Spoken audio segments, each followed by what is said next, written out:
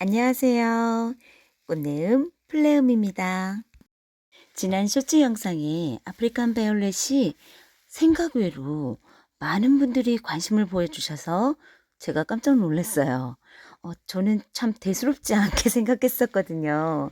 그런데 의외로 이 아프리칸 바이올렛을 키우는데 어려움을 겪는 분들이 좀 있으시더라고요. 그래서 혹시라도 제가 조금이나마 도움이 될까 싶어서 영상을 추가적으로 올립니다.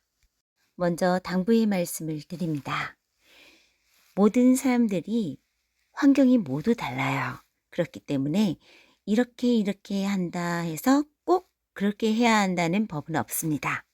각자의 환경에 맞춰서 변화를 시도하셔야 돼요. 그러니 참고사항으로만 들어주시기 바랍니다. 현재 저는 아프리칸 바이올렛을 키운 지 4년째 이제 접어들고 있습니다. 이 아프리칸 바이올렛은 3,500원짜리 아주 작은 포트를 사서 키운 거고요. 조금씩 키우면서 번식을 하고 번식을 너무 많이 했었는데 아주 지겹도록 했습니다. 그리고 나서 조금씩 키우다가 조금씩 이제 커지니까 화분을 점차 이제 큰 것으로 계속 바꿔가죠. 그래서 이제 최종적으로 지금 이 화분을 쓰고 있는데 이 화분은 원래는 시클라멘 화분이었어요. 화면의 아프리칸 바이올렛은 제 손바닥보다도 훨씬 큽니다. 저는 아파트에 살고 있습니다. 아파트의 거실 창문은 남쪽을 향해 창문이 있어요. 정남향입니다. 그리고 비교적 실내 온도가 따뜻해요. 난방을 하지 않았는데도 불구하고 안방 온도는 평균 22도, 23도 나오고요. 거실은 창문을 항상 조금 열어놓는 상태인데 평균 기온이 20도, 21도 왔다 갔다 합니다. 창문을 닫으면 온도는 더 많이 올라가죠. 지금 계절은 겨울이에요. 하지만 저는 겨울에도 창문을 항상 조금은 열어놓습니다. 아주 조금은 열어놔요. 베란다 같은 경우는 영하권으로 떨어진다 하더라도 창문을 항상 조금은 열어놓고 있습니다.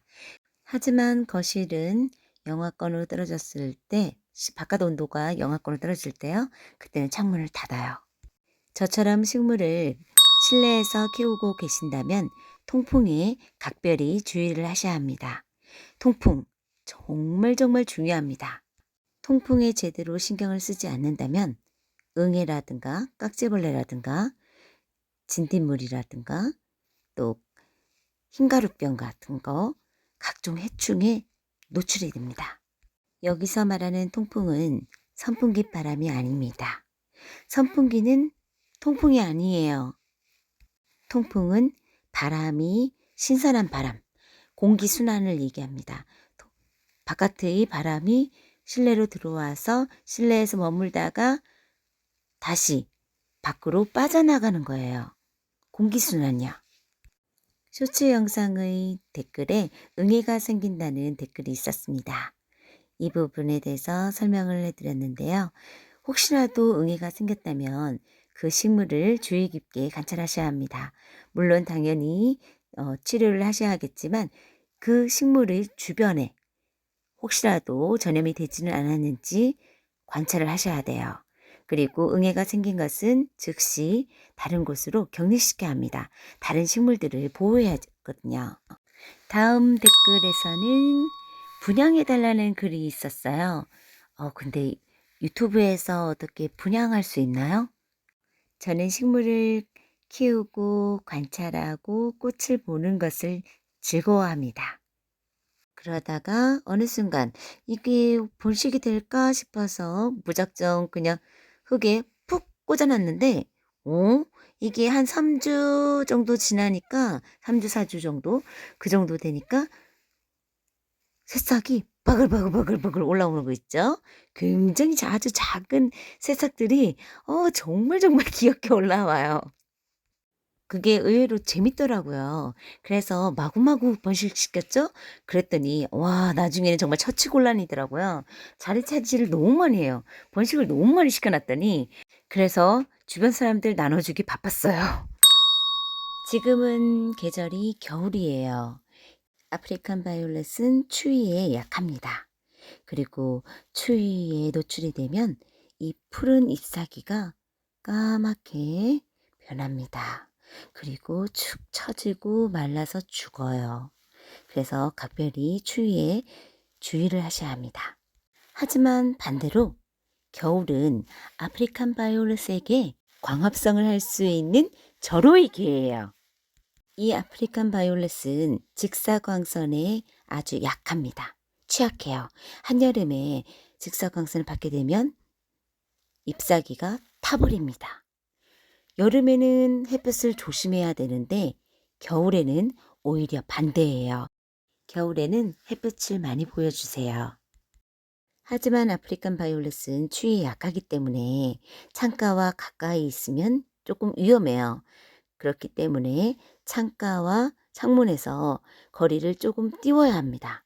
참고로 저희 아파트는 최근에 지어진 아파트이기 때문에 창호가 굉장히 두껍습니다. 옛날 아파트들은 창호가 얇거든요. 그렇기 때문에 그런 경우라면 창문에서 더 거리를 띄워야겠죠. 참고로 저희 집은 암막 커튼을 사용 중이에요. 암막 커튼이 추위와 더위를 막아줍니다. 이제 여름을 생각해 볼까요? 여름은 햇살이 굉장히 강합니다. 물론 바깥보다는 훨씬 낫지만 창문이 한 번 더 걸러주니까요. 그래도 아프리칸 바이올렛에게는 치명적입니다. 여름에는 아프리칸 바이올렛을 거실 중간 정도로 옮겨주세요. 아프리칸 바이올렛은 서늘한 기후를 좋아합니다. 그래서 저는 폭염이 시작되면 세탁실 쪽으로 옮겨요. 저희 집 세탁실은 북쪽에 있는데 그곳이 가장 서늘하고 시원해요. 더군다나 통풍도 아주 잘 돼요. 다음 댓글에는 사오는 쪽쪽 죽는다고 댓글을 남기신 분이 계시는데요. 이 부분은 아마도 물을 많이 줘서 죽인 게 아닐까 생각됩니다.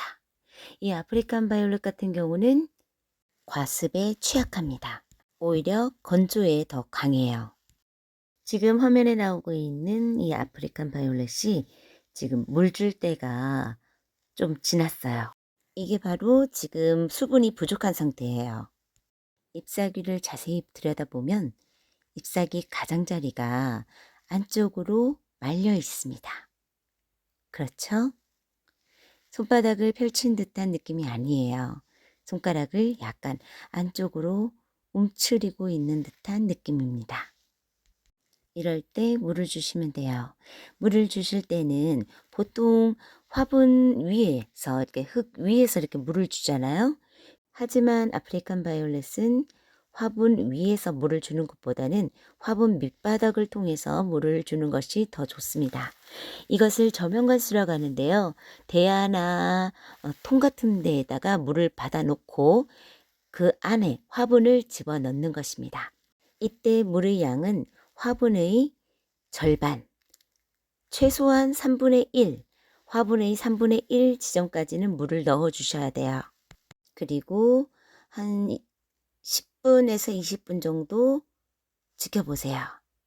화분 위에 흙이 촉촉하게 젖어 있다. 그러면 화분을 꺼내세요. 너무 오래 방치하면 뿌리가 썩을 수 있습니다. 그런데 말이죠. 사람이 살다 보면은 매번 그렇게 저면관수를 할 수는 없어요. 정말 바쁘고 시간 없을 때는 화분 위에서 물을 줄 수도 있어요. 저면관수를 해야 되는 이유는 뿌리이기 때문에 그래요. 뿌리가 약합니다.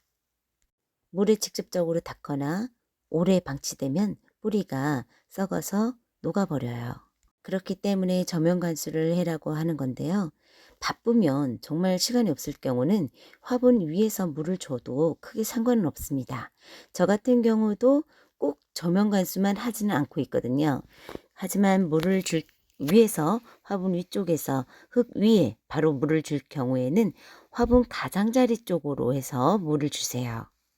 다음 댓글은 잎이 빨갛게 말라서 죽었어요 라고 댓글을 남기셨는데요. 잎이 빨갛게 변하는 것은 제가 직접 보지는 못했는데 약간 갈색깔같이 약간 회색빛, 잿빛 이런 거는 봤어요. 거의 대부분 물을 많이 줬거나 물이 닿았거나 그런 경우가 흔했어요. 또는 바이러스 감염이 되었거나 곰팡이 때문에 부패하기도 합니다. 다음 댓글은 흙배합은 어떻게 하나요? 라고 댓글을 남겨주셨습니다. 시중에 어디서든 흔하게 쉽게 구할 수가 있어요. 배양도 많이 팔잖아요. 그 중에서도 가벼운 거. 피트모스, 펄라이트가 섞여 있는 가벼운 흙을 사셔서 심으시면 됩니다. 저는 추가로 펄라이트를 더 섞어서 사용하고 있습니다. 혹시나 블루베리나 파란색 수국을 좋아하셔서 키우고 계시는 분들이 계시다면 그 용토를 조금 섞으셔도 됩니다. 이 산성토양이 아프리칸 바이올렛에도 조금은 좋아요. 그렇다고 너무 그걸로만 쓰면 안 되고요. 조금 섞어서 쓰시라고요. 안 섞으셔도 됩니다. 피트모스에 들어있으니까요. 추가적으로 물주기에 대해서 말씀을 드리자면 혹시라도 화분 위쪽에서 흙 위에서 물을 줄 경우 잎사귀나 잎자루, 꽃에 물이 닿지 않도록 조심해 주세요. 만약 잎사귀나 잎자루나 이렇게 물이 닿게 되면 얼룩이 생기고 반점이 생기고 까맣게 말라서 죽어요. 아프리칸 바이올렛이 잎사귀는 무성한데 꽃이 피지 않는다고 하시는 분들이 간혹 있으세요. 새로 번식을 해서 키우고 있는 어린 개체가 아니라면 개화주였다면요. 분명 다른 이유가 있을 겁니다. 꽃을 피우기 위해서는 많은 것들이 필요해요. 햇빛, 바람, 물, 영양분, 그리고 습도.